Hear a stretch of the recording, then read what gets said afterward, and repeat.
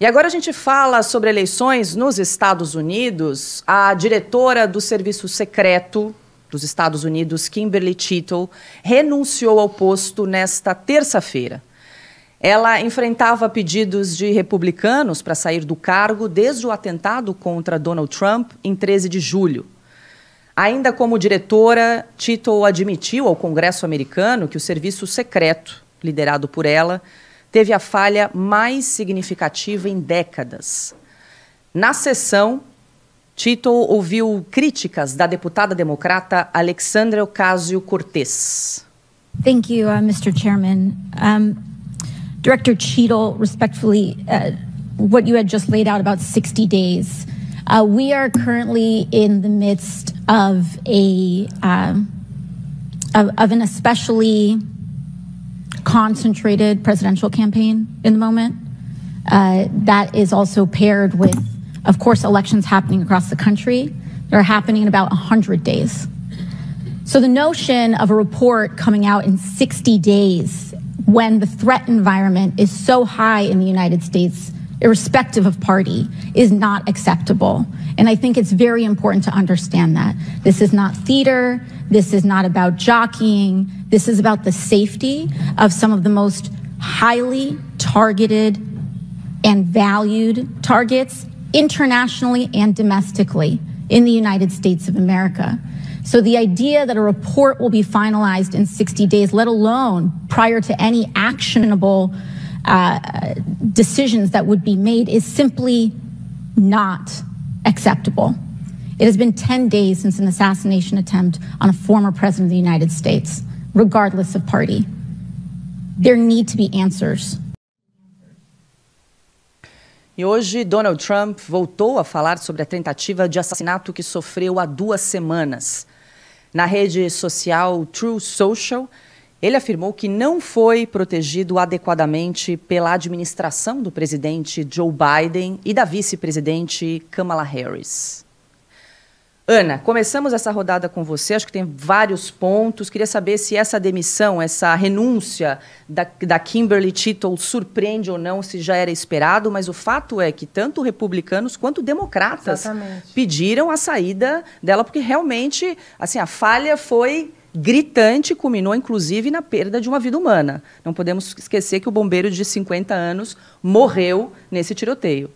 Exatamente, Paula. Eu mandei esse vídeo para a nossa produção exatamente porque mostra, porque enquanto a imprensa de joelhos, né, a velha carcomida imprensa, continua falando, houve falhas, mas, né, Augusto? Mas não tem mas, porque quando você vê um vídeo desse, nós estamos falando de uma congressista dos Estados Unidos que faz parte da ala da extrema esquerda do Partido Democrata.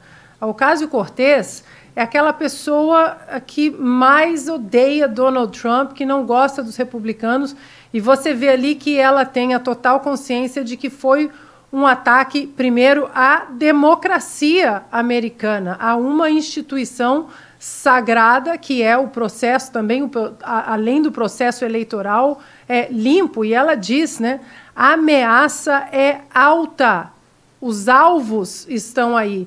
E o que eu acho que forçou bastante para que democratas ajudassem os republicanos a empurrar essa renúncia da Cheatle foi que ela estava pedindo 60 dias para fechar o relatório de uma tentativa de assassinato de um ex-presidente americano, possível presidente ou não, mas está aí nas pesquisas, né? Ainda na frente até de Kamala Harris. 60 dias, né? Não há explicação nenhuma para o que aconteceu. A Cheatle não respondeu às perguntas na comissão do Senado. Agora, nessa comissão também da Câmara, da Casa dos Representantes, ela também não deu respostas satisfatórias para esse erro histórico. Então, demonstra que a pressão de democratas e republicanos fez com que ela renunciasse ao cargo. A polarização, por incrível que pareça, ela culminou numa união de democratas e republicanos pedindo a renúncia, porque os democratas sabem que se aconteceu com um candidato, um ex-presidente republicano, pode acontecer do outro lado também. Agora, o ponto interessante disso que aconteceu é a velocidade com que as coisas acontecem nos Estados Unidos. Aconteceu há 10 dias, pois ela já estava prestando contas sob juramento no Senado, na Câmara dos Deputados, e é assim que tem que ser, transparência absoluta e direta para o povo americano. Eu queria pegar desse ponto aí que a Ana tocou, né? A velocidade com que tudo aconteceu. Em 10 dias chamaram a chefe do serviço secreto para se explicar e, na sequência, ela renunciou. Silvio Navarro, como é que você avalia aí essa situação, esse momento que vive os Estados Unidos? Depois do atentado no dia 13, já houve aí, então, né, um desdobramento das falhas do serviço de segurança nos Estados Unidos em relação ao candidato Donald Trump.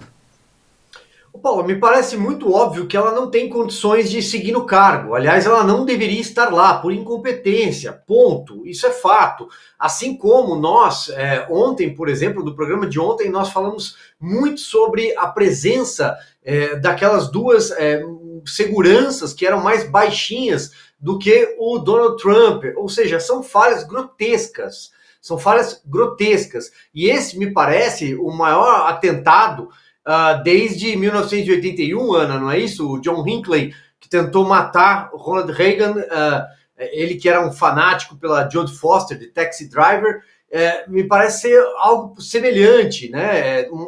É algo muito grande para o serviço secreto americano. Se você não é bom de serviço, você não pode continuar no cargo.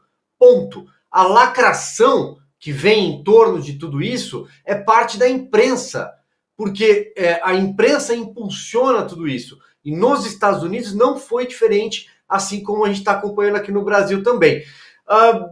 Pouco mais a dizer sobre isso, Paula. Bom, e deixa eu aproveitar a seguir aqui no tema, porque o presidente Joe Biden disse que fará um pronunciamento na televisão, em horário nobre, na noite de quarta-feira, para falar sobre a decisão de desistir da corrida presidencial de 2024.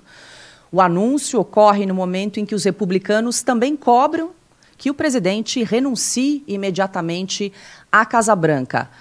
Piotr, o anúncio foi feito... Na verdade, opa, caiu aqui, mas estão todos me ouvindo? Seguimos? Então tá bom, seguimos aqui ao vivo, a gente toca o barco aqui, Piotr.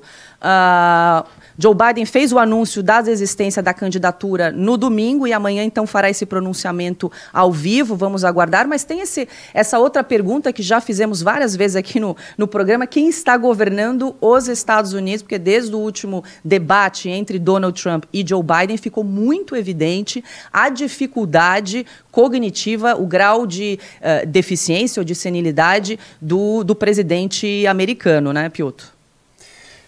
O que era claro, o que chama atenção, porque nós não estamos falando de um país qualquer em que um presidente demonstra publicamente que já não tem condições, não é de concorrer, isso ele mesmo já tomou essa decisão de não concorrer mais à presidência, ao segundo mandato, a uma possível reeleição dele.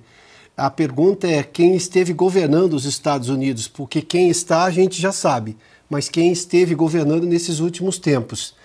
E seria previsível, eu escrevi isso acho que no próprio domingo dessa semana, né, em que a gente teve o anúncio do próprio Biden, comunicado por redes sociais, acho que no X, né, ele publicou, que não demoraria muito para a imprensa começar a questionar agora que a idade não era um problema, sinais claros de alguma senilidade ou dificuldade cognitiva não era problema até outro dia, mas que não demoraria muito para a gente ter um questionamento por parte dessa imprensa à esquerda, desse campo que eles chamam de progressista, eu não sei exatamente o que progressista quer dizer para essa gente, mas vamos lá, que iam começar a questionar a idade do Trump.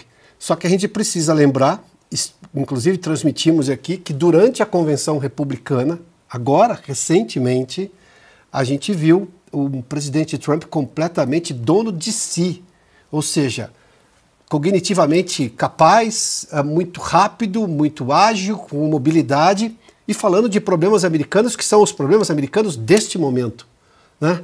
Isso chama a atenção e, claro, não seria diferente de uma imprensa que estava simplesmente tentando passar pano para a atual situação, a real situação do presidente Biden em relação à possibilidade dele concorrer a mais um mandato. Agora, Paula, se me permite só voltar no tema anterior, a Ana trouxe aí o depoimento da Ocasio-Cortez. É interessante como a esquerda americana, e pelo exemplo do Ocasio-Cortez, neste momento em defender valores americanos, talvez o Partido Democrata esteja fazendo uma revisão da sua própria atitude, ela não deixou de dizer o claro, independentemente da posição partidária dela. Isso é um valor americano. Imaginar um serviço secreto que não consegue proteger um presidente, independentemente de quem seja, e no caso era um ex-presidente concorrendo novamente ao cargo na Casa Branca, isso é o tipo de coisa que não se pode admitir, independentemente de partido. Eu não sei se a gente teria essa esquerda no Brasil. Hoje não temos, porque a gente tem que perguntar para eles quais são os valores brasileiros neste momento.